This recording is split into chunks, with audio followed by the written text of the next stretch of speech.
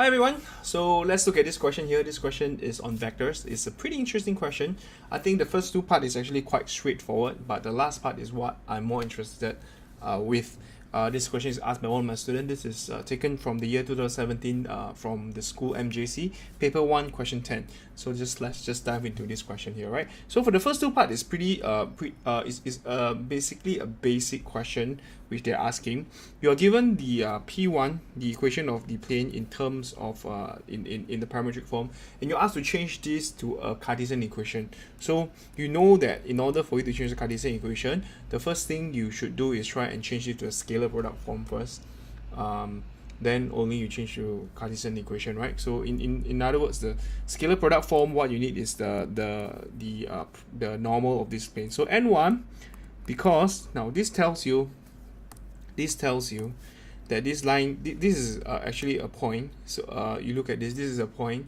If this equation has just contained this part, this is actually just a position vector, and adding this would means you add a dimension to a point. So this is actually a line equation if you just cut the mu part off, right? And after that you add another dimension to it, it will be a plane. So that's the whole idea of parametric equation. So you have two direction vector parallel to the plane and a point which is on the plane. So let's just do this quick. So I'm going to find the normal one, which is 3 minus 1 2 cross with 2 1 1. So this is 2 1 1, right? So minus 1 minus 1 minus 1 negative 3 3 minus 4 minus 1 1, and 3 minus 2 5. All right, so this is so now the plane, I know that the plane equation will means that is r dot d, which is 3 minus 1 5, equals to a point on the plane which is negative 1 1 negative 1 1 16 dot with minus 3 1 5, right? So I substitute a point which is the point. So that's quite straightforward. Here we'll get 3 plus 1 plus 40 60 35 80. Okay, so this is 84. That's a huge number. So let me check the answer. Here, I think this is the answer. Yes, 84 minus 3. So this is the one. And this is in the scalar product form. So we want it in Cartesian form. Means this is minus 3x plus y plus 5z equals to 84. Okay, so this is alright. Now let's look at part 2. Part 2. Find the position vector of full perpendicular of A to P1. So this is pretty okay. So basically what you're going on here is you have this plane equation here. A is a position vector of 5 minus 6 7. So we are not sure whether it's on the plane, so just assume that it's not on the plane. I'm just gonna draw A.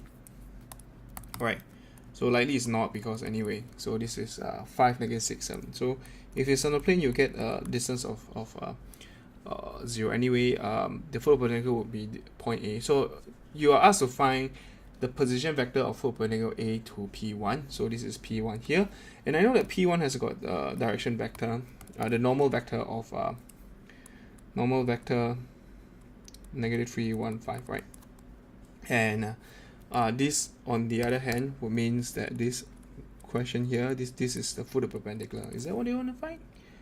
Yes, full perpendicular F. So let the full perpendicular F. There you go. Alright, so let's look at how do we do this.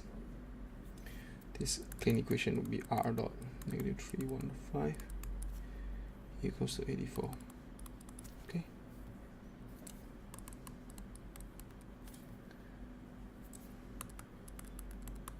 So this is a basic question as well. So for the perpendicular, you should be able to find the point to a plane, correct? To find the full perpendicular. So in this case here, what we know is we could form the line equation of AF, right? So I'm just gonna let F be the full perpendicular of point A to P1.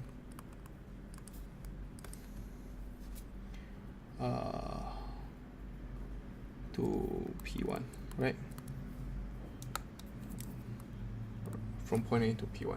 So in other words, the line equation of LAF, I need to find a line equation here. I could form the line equation. Once I form the line equation, I could actually find the intersecting point with this line and the plane, right? So you just imagine what you learned in secondary school is that's the whole idea, right? You change the equation. If you want to find the intersection of y1 and y2, that's what you do. You take the equation and you just these two intersecting point is just y1 equals to y2. So similarly, for your vector plane equation, you take the line and the plane. So you just sub it in. So line equation LAF will be r dot r equals to, we know that it passes through a point of point A, which is 5, negative 6, 7. 5, negative 6, 7. 5, negative 6. My 5 looks ugly. 5, negative 6, 7. Plus, have they used lambda or mu? Okay, so I'm going to use alpha, where the direction vector is negative 3, 1, and 5, right? And alpha is a real value, any real value. So this equation here, I'm just going to sub LAF into P1 because I want to find the point intersection, right? So in this case here, I will get 5 minus 6, 7 plus alpha minus 3, 1, 5 dot with negative 3, 1, 5 equals 84. Okay, so I'm going to just dot this and solve for the alpha, which satisfies the plane equation, and that will give me the point. So I'm going to just drop my calculator. Minus 15. So I like to take minus 3 multiplied with 5, which is minus 15, and minus 6 plus 35 is, then this would be 9 plus 1 plus 25, right? This is 84. This is dot product. So minus 15 minus 6 plus 35, 14. This is 70. Alpha would be 35. 35 alpha. So alpha would be a 2. Well, great.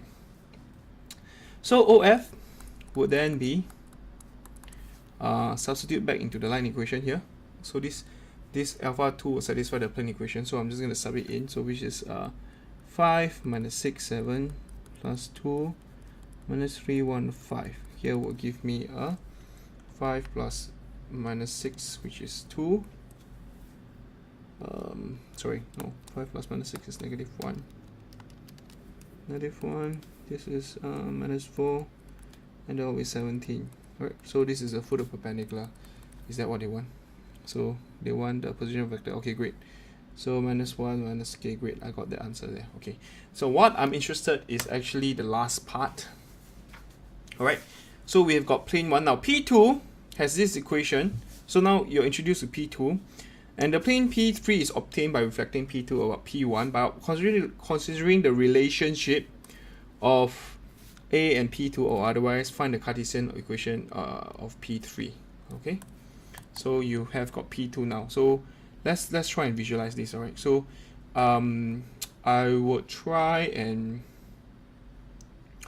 draw out P2 and P3. So I typically would just draw two planes out and try and figure out what's going on. So we have P1 here, and after that you are introduced a P2. So I'm just going to draw two plane equation here. Hope this can clear up some of the stuff. So here, draw it out. There you go. So this case here, you'll get great. This is P1 and P2. So I have got P1 here, and this is my P2. All right. Now you're asked to find the Cartesian, because P3 is reflecting P2 and P1. So it means P1 is a mirror, and P2 will be reflected on the other side of P1, right? So P1 is a mirror. This is P1. So this is P1. So if this is P1, so what I'm saying is you are reflecting your P2 in it. So it will be something like that. If you could visualize it, is something like that, where okay, maybe I should use another color. So let me take another color here. Maybe something like that. Right, so yeah, here. Does it make sense? So it should have reflection, so this angle here should be the same. So just bear in mind, this is about P3, right? This is the plane that I want to find. Okay, this is the plane that I want to find. So there you go. reflection. So that's the mirror image. So this is P1, P2, and P3. So you try and solve this question here by visualizing it. So this is how I visualize. This is P1. Okay. Okay. Let's try and take that advice by considering the relationship of A and P2. So that's number one. So how do I consider? The first thing that I would take note is actually try and see whether A is on P2, because if A is on P2, then it's easier for me to what do you call it, to proceed, right? So I'm just take P2 out first. P2, the equation will be R dot 1 negative 2 5 equals to 25 52, sorry, and I'm gonna sub A into the left hand side of P2. So A is 5 negative 6 5 negative 6 7, right, into left hand side of P2. So left hand side will mean that this is 5 negative 6 7. Now if this point lies on P2, it will give me a dot product of 52, means equals the one on the right hand side, because it means it satisfies the plane equation. So this is 5 plus 12 plus 35. So 5 plus 12 plus 35, this will give me 52, which is right hand side. So hence basically A is on P2. Right, A is on P2. So now it gets clear, because if A is on P2, then we probably could work something out, right? So this is A. So say this is A. This is A. Or maybe I should just draw on the H. It's easier. A is on P2. So this is A is on P2. And the foot of perpendicular that we found was here. This is the foot of perpendicular to the plane 1 here. So maybe this one here. This is my F. The F that I found, right? So in other words, if you could visualize this, what I'm saying is, if you were to extend this line out, the F, the mirror image here, a reflection will be here. So this will be 1 to 1. Okay, so for those of you, if you're confused of what I'm trying to say, we're just going to draw a cross-section view of this, right? So you have got P, let's say this is P1, this is P2, the reflection has to be like that, right? So this is P1, I'm just drawing a cross-section view, this is P2, and this is P3, reflection view. So P2 contains, okay, maybe I should draw something, okay, sorry, I should use another way, because according to this diagram, it's not, I'm just going to try to mimic the diagram above as close as possible. So this is A here, let's say this is A, right? So this will be my F over here, right? This is my F. And this over here will be A prime. Right? Now, as long as you see anything that has to do with reflection is typically ratio theorem. You need to use midpoint theorem to solve for the point. So from here, I'm able to fish out that, hey, actually, I could solve for a point on P3 by using ratio theorem. So I'm just going to use, hence, let A prime be the mirror image of A in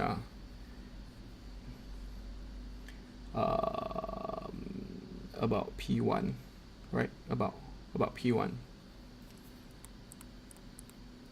Okay, so that's a mirror. Then we know that A prime will actually be about P on P3, right? So what I'm going to do is I'm just going to use the ratio theorem. OF is given by the middle is OA plus OA prime divided by 2. So here I could solve my OA quickly. So this is 2OF minus OA. Okay, now that is it, because in order for me to solve for the plane equation of plane 3, I need a point, right? So if I could solve for a point, then it's good. Now then the other thing is I need at least 2 directions, right? A point and 2 directions. So from here, what I could find is I already have got a point, which is this point here. I could actually find between the 2 planes, I could find the line equation, right? Which intersect 3 of these points here. So I'm going to proceed to find the line equation between, because if I'm able to find that, then it's good. I could solve it. I mean, I could solve for plane 3 already. Okay, so OA. So I'm going to find the OA prime first. So OA prime here will be OF. OF is OF. Come on, OF. Foot of perpendicular. minus 1 minus 4, 17. This is 2 minus 1 minus 4, 17. Minus OA. OA would be, sorry, my thoughts are just all 5, negative 6, 7. 5, negative 6, 7. Right, so herein, this will give us negative 8. Minus 8 plus 6, this is negative 2. 2 times 17 minus 7, which is 27. This is my OA. Right, that's my OA. Okay, that's my first plane equation there. I mean my first point on the plane. Okay. But let me see whether my answer is correct. 2 OF minus 5 minus 2 negative 7. Oh, so sorry, this is negative 7. 7, okay. Okay, thank you. Okay, that's my OA prime. So I've got OA prime on the plane now. So now the next thing is I need to find the line of line equation, the intersecting line between P1 and P2, right? So I'm just gonna use GC. Okay, I think that's the easiest. P2 is given by x minus 2y plus 5z equals to 52, and P1 is given by the Cartesian equation of minus 3x equals to 8, 4, right? So I'm just gonna pick one. I'm just gonna let z be 0. So I should just use my GC. I could just use GC. So there you go. I was saying GC, bring it out. So that I'm going to apps, and I'm going to simultaneous equation, Pauli, simultaneous root finder, two equation, 3 unknowns.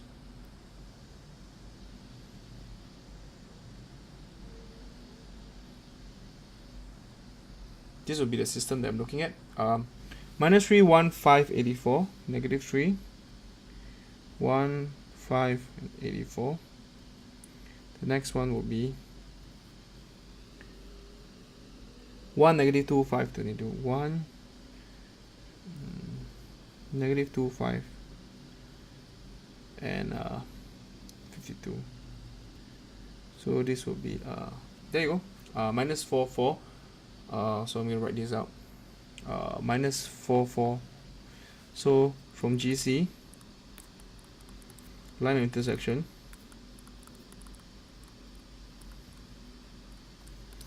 is r equals to negative 4, negative 48, and 0 plus lambda. Have they used lambda? If they have used lambda, I'm going to use beta. Beta here, which is actually 3, 4, 1. Okay, there you go. This is 3, 4, 1. So once you get that ready, that's good. I know that the direction of this line here is negative 3, 4, 1. Correct? Negative 3, 3, 4, 1. Just 3, 4, 1. 3, 4, 1. Great. I got 3, 4, 1. So, okay, just to simplify this question here, because I think there are too many things on that place. So P3, I know that. Okay, I'm going to simplify this P3 for you. So look at this P3 here. So just P3 is here, and I know that on this lane, I got this line equation, which is L. We have dot minus 4, 4, 48, 0, and then you have got 3, 4, 1 here. That is your line equation, and then you have a point on the plane which is negative 7, negative 7, negative 2, 27. Okay, there you go. So just like previously, to form the plane equation, you need two direction vectors, and then you find the cross product, and that's normal 3, right? So you realize that there are two vectors at play here. Direction vector one is this is 1, this is the 2, right? This, if you were to cross these two direction here, you would definitely get the normal vector of 3, right? Normal 3, this is normal 3. Normal 3 would just be m1 cross m2, right? So there you go. So once you get this, so I know that m1, I'm just going to write this out quick. 4, 4 minus 48, 0 minus negative 7 minus 2, 27. So this will give me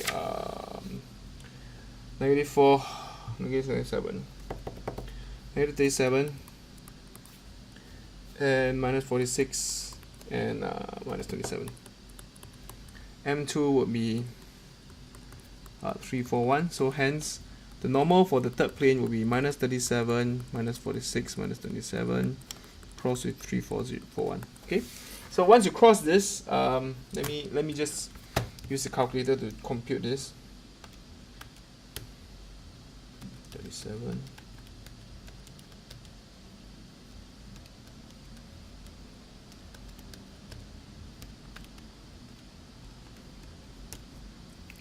This would be 62 minus 44 minus 10. So I think could be divided by 2. This will give us 31 minus 22 minus 5. Right. So the D3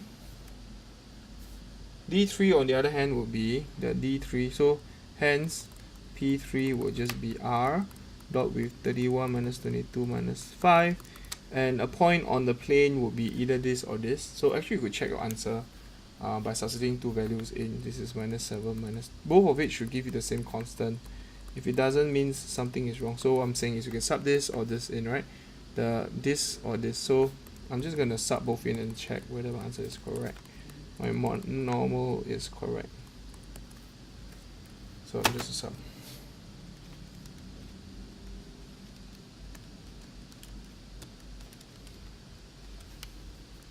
This is a very big number. Oh my goodness, I am a bit worried now. 31.